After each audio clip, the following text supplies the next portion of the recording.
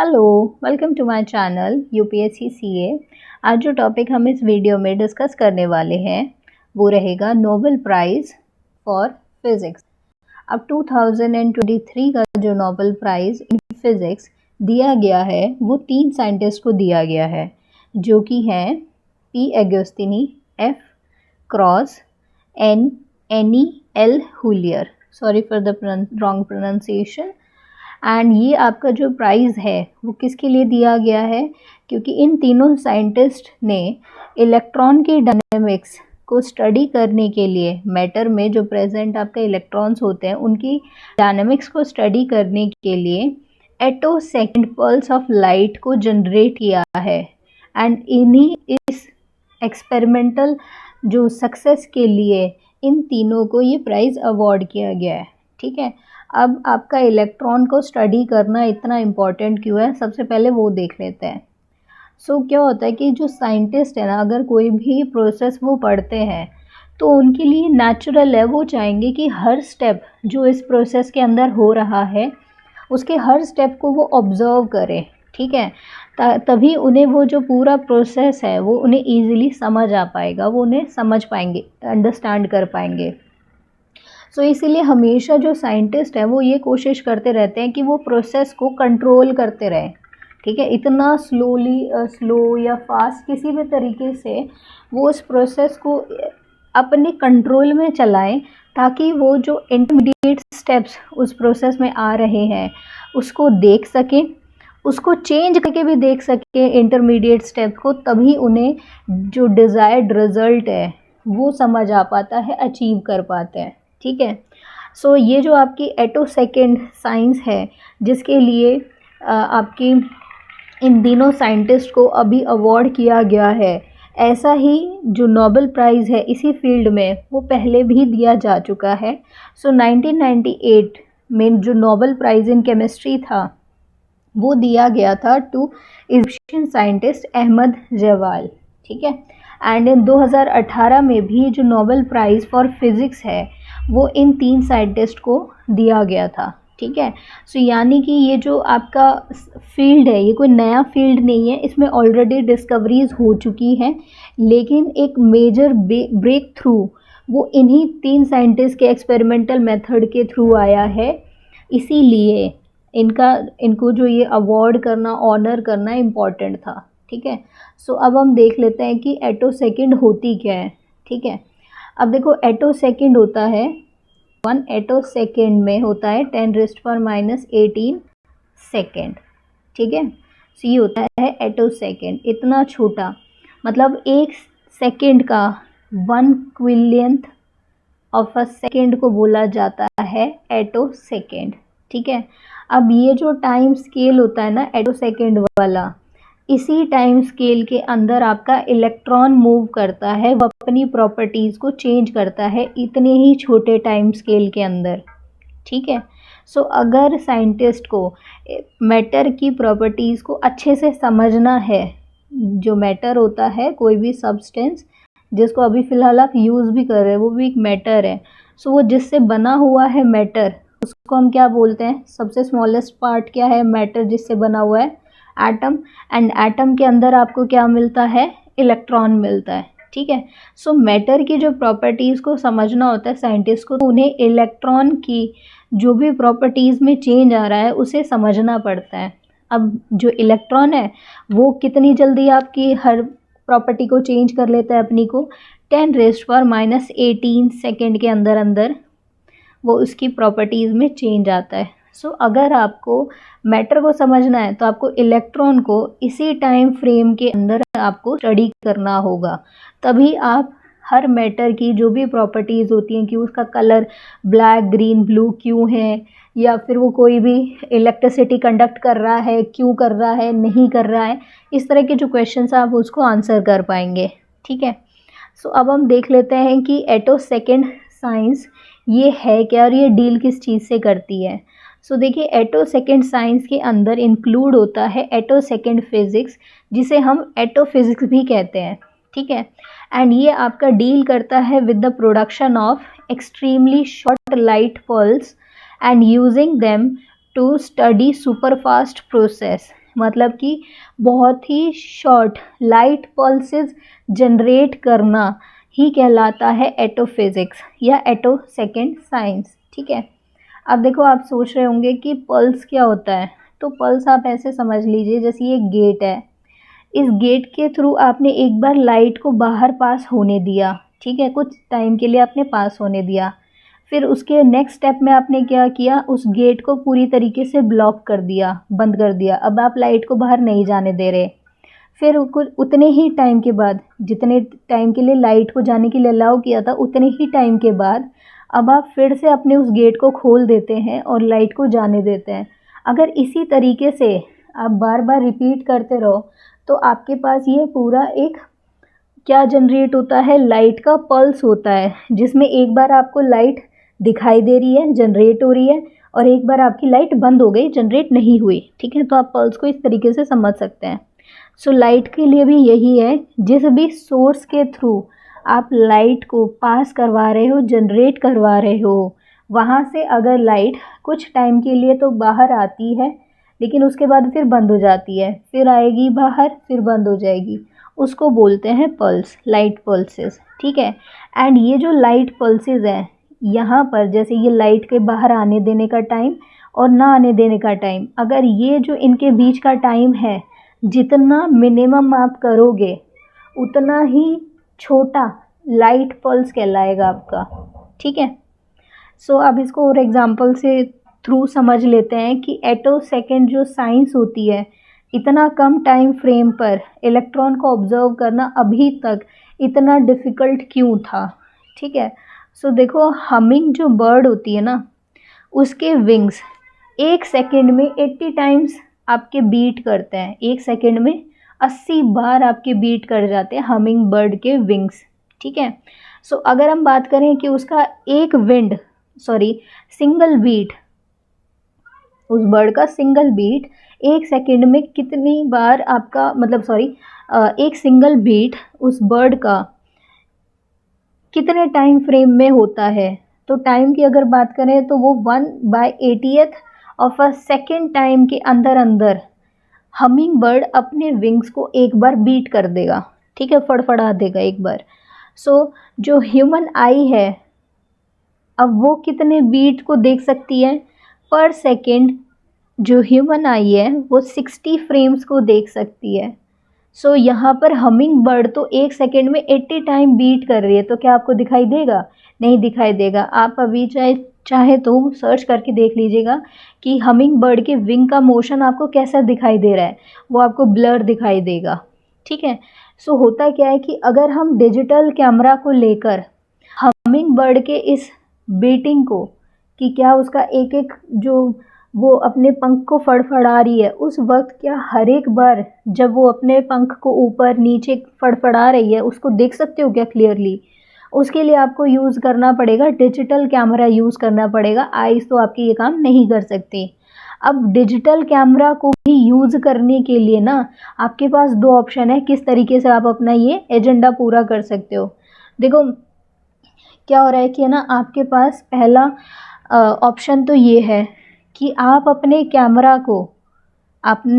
Camera का जो aperture है, अपर्चर मतलब जो लेंस है जिसके थ्रू वो उस लाइट को डिटेक्ट करेगा, ठीक है, उसको हमेशा ही खुला रखो कि जैसे ही उसमें लाइट एंटर करे वो कैप्चर कर ले, लाइट एंटर करे कैप्चर कर ले।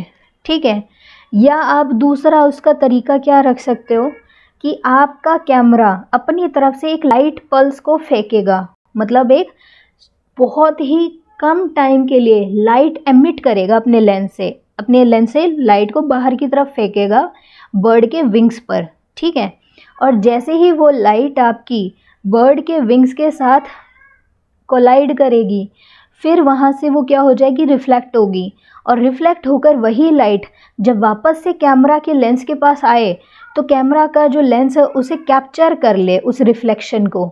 ठीक है, ये दूसरा तरीका हो गया।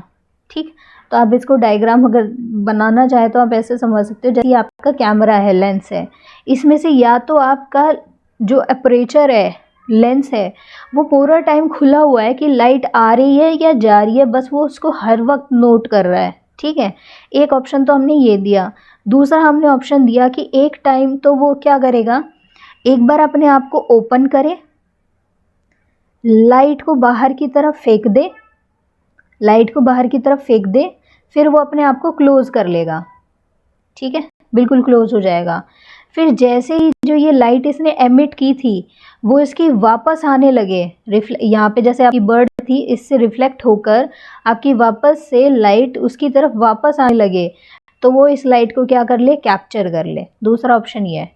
ठीक, तो पहले में पूरा टाइम खोल के रखो, दूसरे वाले ऑप्शन में सिर्फ लाइट को बाहर की तरफ एमिट करो और जब रिफ्लेक्शन हो तो उसको अंदर की तरफ ले लो, ये ऑप्शन है। ठीक है, सो देखो होता क्या है कि ना, ये वाला जो ऑप्शन है हमारा पहले वाला, जब हम पूरा टाइम खुला रख रहे हैं विंग्स अपने एपरेचर को कैमरा के, तो वो बहुत आसान है करना, क्योंकि उसमें आपको कैमरा की कोई एडजस्टमेंट नहीं करनी, बस लेंस के ऊपर लाइट डलते रहने देना है। लेकिन अगर आप यही जो लाइट जिसे आप कैप्चर करना चाह रहे हो वो इलेक्ट्रॉन दे रहा है आपको, तो बहुत ही कम इंटेंसिटी की लाइट होती है। ठीक है, तो वो क्या होता है कि उस वक्त अगर आपके कैमरा को इलेक्ट्रॉन को स्टडी करना है ना, तो उसे ये दूसरा वाला ऑप्शन चूज़ करना पड़ेगा, पहला वाला ऑप्शन काम नहीं करेगा। ठीक है, क्योंकि ये वाला जो ऑप्शन है ये ही ज़्यादा आपका ज़्यादा एफिशिएंटली जो इलेक्ट्रॉन से एमिट होने वाली लाइट है उसको कैप्चर कर पाएगा। ये वाला आपका जो अदर लाइट है ना, उसके थ्रू उसको डिस्टर्बेंस क्रिएट होगी। सो इसीलिए पहला ऑप्शन आपका पॉसिबल नहीं है in the case of electrons.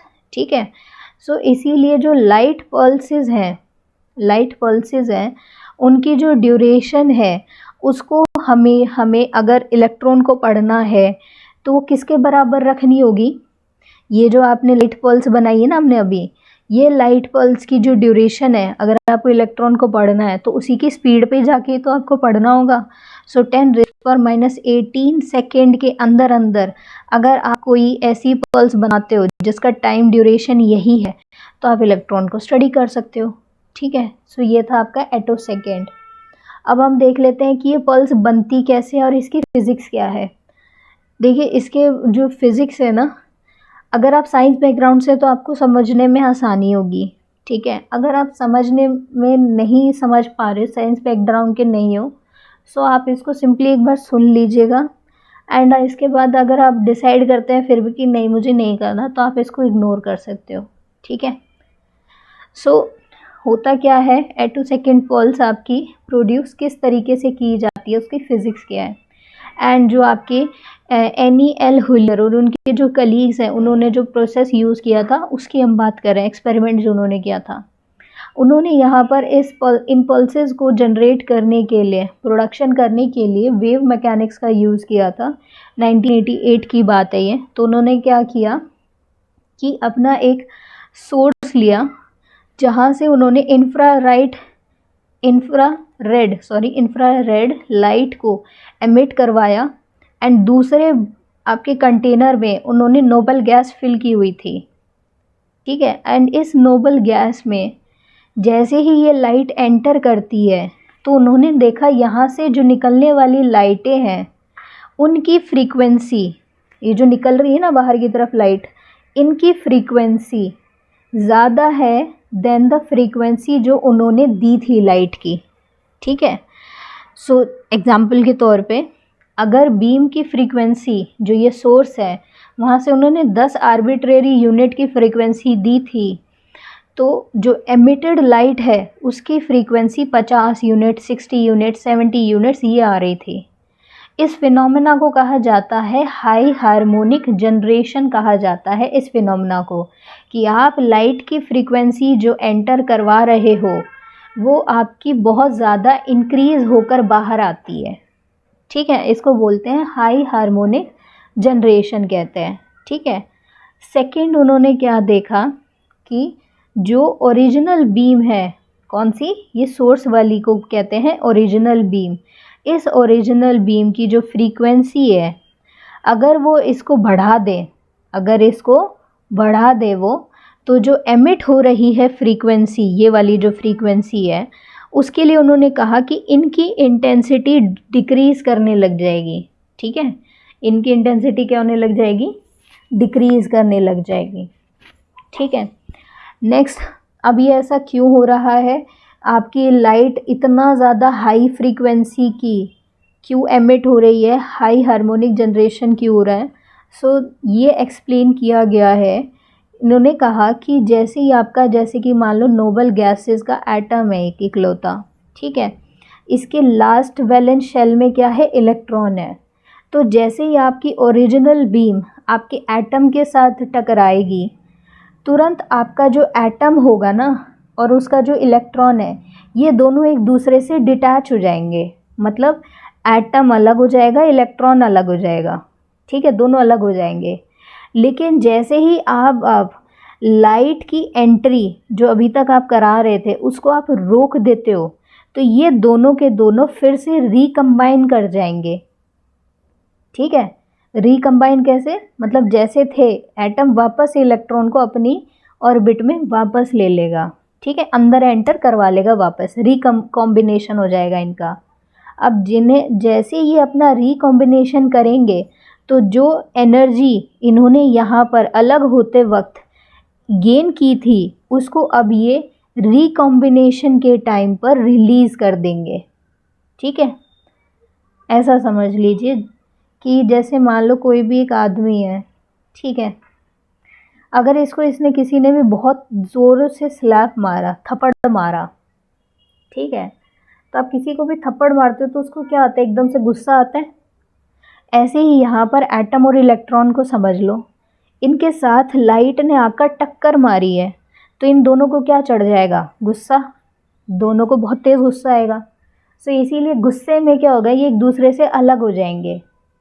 ठीक है, अब जैसे कि अब क्या होता है, मान लो इस आदमी को जिसे थप्पड़ मारा था, सामने वाले ने, पता चलता है कि सामने वाला बहुत ज़्यादा ताकतवर है जिसने थप्पड़ मारा है और ये कुछ कर नहीं सकता, तो क्या हो जाएगा, अब ये आदमी शांत हो जाएगा। अब जब ये शांत होगा तो इसका जो गुस्सा था वो एनर्जी ये अपनी बॉडी से क्या कर देगा, बाहर निकाल देगा, नहीं तो गुस्सा कैसे शांत होगा।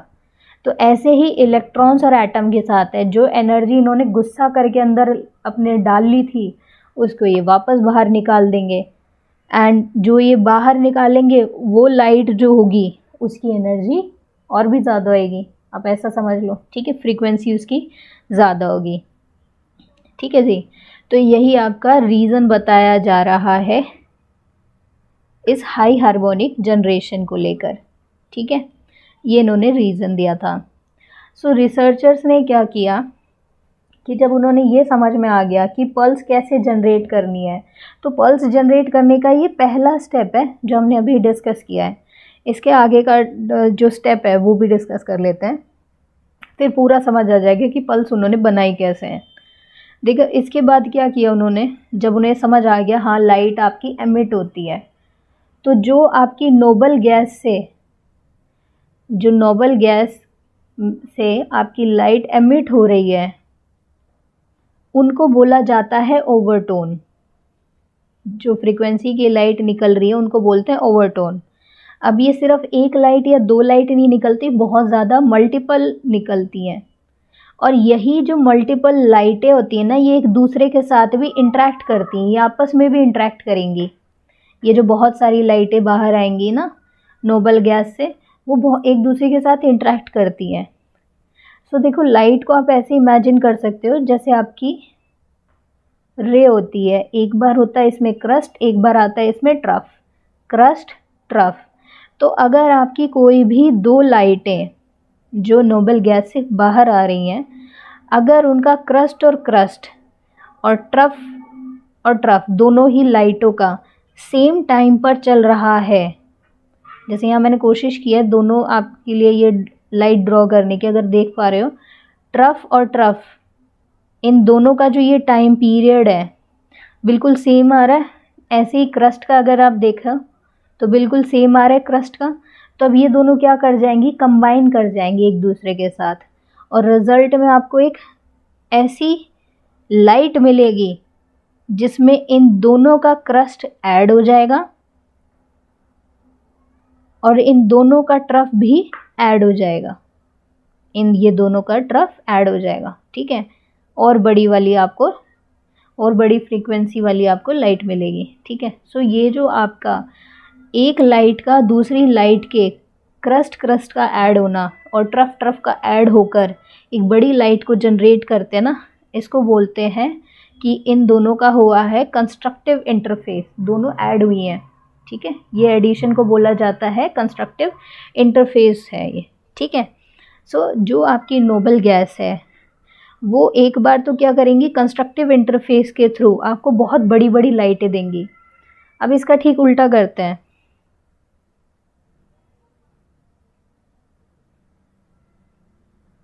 मान लो अब आपकी जो ये लाइट है, एक लाइट चल रही है इस तरीके से, ठीक है, दूसरी लाइट सेम टाइम पर इस वाली लाइट का क्रस्ट चल रहा है तो दूसरी वाली लाइट का ट्रफ चल रहा है। पहले वाली का जब ट्रफ चल रहा है तो दूसरे वाली का क्रस्ट चल रहा है। इस तरीके से ठीक अपोजिट चल रही हैं एक दूसरे के। तो जब ये दोनों ऐड होंगी तो रिजल्ट क्या आएगा, कुछ भी नहीं, लाइट ही बंद हो जाएगी। ठीक है, तो इस इंटरफेरेंस को, एक दूसरे के साथ जो ये इंटरफेयर करती हैं, इसको बोलते हैं डिस्ट्रक्टिव इंटरफेस बोला जाता है। एंड जिसकी वजह से ये एक दूसरे को क्या कर देती है, कैंसिल आउट कर देती हैं ये ओवरटोन्स। ठीक, सो अब आपकी लाइट पल्स के लिए याद करो, मैंने स्टार्टिंग में क्या कहा था, लाइट पल्स कैसी होगी, जैसे कि आपके पास एक दरवाज़ा है, इसमें से एक बार लाइट को निकलने दिया, उसके कुछ टाइम बाद दरवाज़ा बंद कर दिया, लाइट को बाहर मत जाने दो, फिर ठीक कुछ देर बाद सेम टाइम पर ही दोबारा से लाइट को बाहर जाने दो, फिर बंद कर दो, ऐसी किया था। तो सेम यहाँ पर भी हो रहा है। नोबल गैस से जो लाइट निकल रही है वो कंस्ट्रक्टिव इंटरफेस जब करती है तब तो लाइट एमिट होती है, जब इनके बीच में डिस्ट्रक्टिव इंटरफेस होता है तो लाइट नहीं निकलती। ठीक है, तो इस तरीके से उन्होंने पल्स बना ली। अब समझ आया पूरा एक्सपेरिमेंट क्या था, क्या हुआ, इंफ्रारेड लाइट को नोबल गैसेस के ऊपर डाला गया एंड नोबल गैस से जो आपकी लाइट एमिट हुई उसने कंस्ट्रक्टिव या फिर डिस्ट्रक्टिव इंटरफेस के थ्रू ये आपकी पल्स जनरेट कर दी। ठीक है, इसके बाद साइंटिस्ट ने क्या किया, ये जो टाइम ड्यूरेशन है इन दोनों के बीच में कि कब आपकी लाइट को बाहर आने देना है और कब नहीं आने देना, इस टाइम ड्यूरेशन को आगे वो अपने एक्सपेरिमेंटल मेथड के थ्रू कम करने की कोशिश करेंगे। इस टाइम को क्या करने की कोशिश करेंगे, कम करने की कोशिश करेंगे। ठीक है, एंड कितने तक ले जाने की कोशिश की होगी उन्होंने, एटो सेकेंड्स तक ले जाने की कोशिश की है। ठीक है, इसीलिए उन्हें क्या मिला है, ये प्राइज़ मिला है। सो यहाँ पे ये सब वही लिखा हुआ है। मैंने आपको सिंपल कोशिश की है कि अगर आप बैकग्राउंड में आपका साइंस नहीं है तो आपको समझ आ सके कि है क्या। ठीक है, सो अब हम बात करते हैं कि ये जो आपके तीनों साइंटिस्ट थे इन्होंने कैसे कैसे काम किया है, मतलब कहाँ तक कितने टाइम पीरियड में इन्होंने काम किया है। ठीक है, सो इनके टाइम पर जो 1994 में जो टेक्निक यूज़ की जाती थी कि भाई कोई भी पल्स जनरेट हो रही है उसका टाइम कितना है, उसको ये मेजर करते थे थ्रू एन इंस्ट्रूमेंट। एक टेक्निक है, सॉरी इंस्ट्रूमेंट नहीं, टेक्निक है रैबिट, उसके थ्रू कर देते। नाम याद रख लो, है क्या इसके बारे में हमें नहीं जानना। ठीक है, सो जो पी एगस्तिनी है और उनके कलीग्स हैं उन्होंने इस टेक्निक को डेवलप किया था। टाइम ड्यूरेशन ही मेजर कैसे करोगे पल्स का, वो आपका टेक्निक किसने बताई थी, पी एगस्तिनी ने बताई थी। ठीक है, सो अब याद रहेगा ये वाला जो नोबल गैस वाला एक्सपेरिमेंट है ये किसने किया है, एनी एल हुलियर और उनके कलीग ने। ठीक है, कि पल्स कैसे जनरेट होगी, वो पल्स का टाइम कैसे नोट करोगे वो टेक्निक किसने दे दी, पियर एगस्तिनी ने दे दी। ठीक है, सो इन दोनों ने क्या इनके साथ साथ ही अगस्तिनी के साथ एगस्तिनी पेरिस में थे एंड जो एफ क्रॉस हैं जो वियना में थे, इन्होंने 2001 के अंदर जो आपकी एटो सेकेंड पल्स है, एटो सेकेंड जो पल्स है इसको प्रोड्यूस कर दिया था और वेरिफिकेशन भी कर दिया था कि हाँ जो हम पल्स बना रहे हैं वो एटो सेकेंड वाली पल्स है, इतने कम ड्यूरेशन वाली है। इन दोनों ने ये कोलैबोरेट किया था 2001 के अंदर। ठीक है, सो अब याद रहेगा किसको किसके लिए मिला, क्या इन्होंने काम किया है। एंड 2017 तक क्या था कि इन लोगों ने जो अपनी एटो सेकेंड की पल्स है उसका टाइम ड्यूरेशन यहाँ तक पहुँचा दिया था। एक्सपेरिमेंट के अंदर मॉडिफिकेशन कर करके फ़िल्टर वगैरह करके 43 एटोसेकेंड्स तक वो पहुंच गए थे। ठीक है, सो ये था कंप्लीट कि किस तरीके से उन्होंने एटोसेकेंड की पल्स जनरेट की, क्यों करनी चाहिए, क्या ज़रूरत है, वो मैंने पूरा डिस्कस किया है। सो लास्ट अब हम देख लेते हैं कि क्या एप्लीकेशन है। सो देखिए, जो एटोसेकेंड की फ़िज़िक्स की एप्लीकेशन की हम बात करें तो इलेक्ट्रॉन्स तो हर मैटर के अंदर प्रेजेंट है। अब किसी भी मैटर को अगर साइंटिस्ट को समझना है तो उन्हें इलेक्ट्रॉन्स को पढ़ना ही पढ़ना होगा। ठीक, सो आपके हर फील्ड के अंदर इस टेक्नोलॉजी का यूज़ किया जा सकता है। बेसिकली अगर सिंपल जो जनरल बात कहना चाहें आप इस तरीके से याद रख सकते हो, इलेक्ट्रॉनिक्स से लेकर मेडिसिन, फिज़िक्स, केमिस्ट्री, बायोलॉजी, कोई भी फील्ड हो, हर जगह पर आपकी ये वाली साइंस अप्लाई होगी क्योंकि हर जगह आपका इलेक्ट्रॉन प्रेजेंट है। ठीक है, इवन आप कैंसर जो है उसकी थेरेपी में भी इसका काफ़ी ज़्यादा यूज़ हो सकता है। ठीक है, सो आगे इस टेक्नोलॉजी के थ्रू और क्या ब्रेक थ्रू होंगे वो अब हम देखते हैं फ्यूचर में। ठीक है, सो नाउ अब हम नेक्स्ट देख लेते हैं कि नोबेल प्राइज़ फॉर लिटरेचर किसको मिला है। नोबेल प्राइज़ फॉर लिटरेचर दिया गया है टू जॉन फोर्स, एंड ये आपके राइटर हैं जिन्होंने नॉर्वे की लैंग्वेज में लिखी हुई है अपनी बुक अनसेएबल। इनके लिए इनको नोबेल प्राइज़ दिया गया है। बेसिकली तो इन्होंने जो भी और बाकी के लिटरेचर वर्क्स लिखे हैं उन सभी के लिए दिया गया है, लेकिन जो इनका फेमस वर्क है वो अनसेएबल है। ठीक है, एंड ये आपके राइटर जो हैं वो नॉर्वे की लैंग्वेज में लिखते हैं।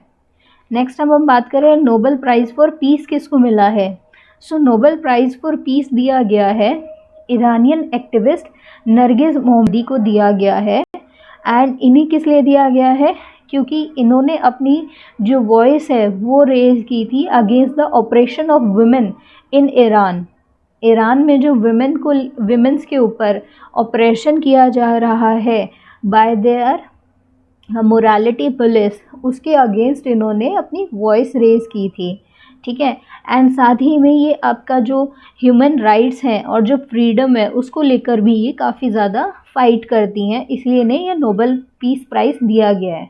ठीक है, सो इन देयर अब जो ये operation of women in Iran की बात करें तो ये स्पेसिफिकली क्यों ज़्यादा हाईलाइट किया गया है, क्योंकि जो लास्ट ईयर ईरान में काफ़ी ज़्यादा प्रोटेस्ट हुए थे, क्योंकि ईरान के अंदर जो मोरालिटी पुलिस है उसी की ही कस्टडी में एक यंग वुमेन जिसका नाम था महसा अमीनी, उनकी डेथ हो गई थी।